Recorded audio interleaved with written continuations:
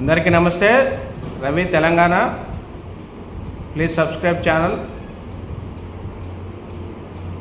ఆంధ్రప్రదేశ్లో ఇప్పటికి 9 నెలలు అనుకుంటా అధికారంలోకి వచ్చి కూటమి ప్రభుత్వం, బీజేపీ, జనసేన, టీడీపీ.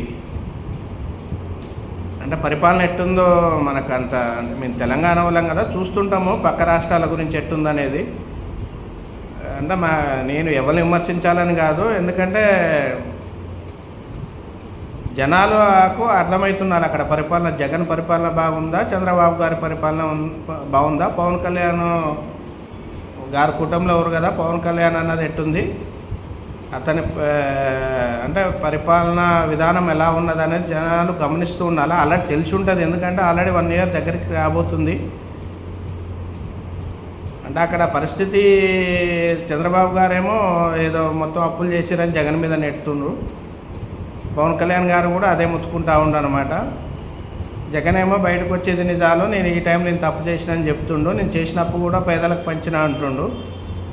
ఆయన పేదల కోసం పనిచేసిండట్టుంది. వీళ్ళు మరి ఎవరి కోసం పనిచేస్తారో ఏమో మనకైతే తెలియదు, ఎందుకంటే ఆయన 5 సంవత్సరాల పరిపాలన చూసినాము. ఇప్పుడు 9 నెలల ఈ పరిపాలన గురించి మనం మాట్లాడవద్దు కదా, ఉంది టైం ఉంది కదా, చేస్తారేమో, ఇంకా జనాలకు మంచి చేస్తారేమో, వీళ్ళది ఏమేమి చేస్తారో స్క్రీమ్స్.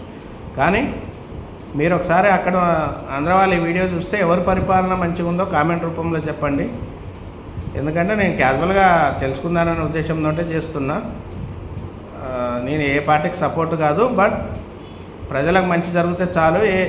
ప్రజలు ఎవరి వల్ల, ఏ ప్రభుత్వం వల్ల మంచిగా జరిగింది, ప్రజలు సంతోషంగా ఉన్నారు, వైఎస్ఆర్సీపీ ప్రభుత్వంలో ఉన్నారా, టీడీపీ ప్రభుత్వంలో ఉన్నారా అనేది మీ కామెంట్ రూపంలో చెప్పండి. ఈ వీడియో నచ్చితే షేర్ చేయండి, లైక్ చేయండి, సబ్స్క్రైబ్ చేయండి. ఎటుబడి ఎవరి అధికారంలో ఉన్నా మిడిల్ క్లాస్ వాళ్ళు సంతోషంగా ఉండాలనేదే నా బాధ. ఎందుకంటే నేను మిడిల్ క్లాస్ ఫ్యామిలీ కదా, మన బాధలు ఎవరికి రావద్దు సమాజంలో. అందుకే ప్లీజ్, గుడ్ నైట్.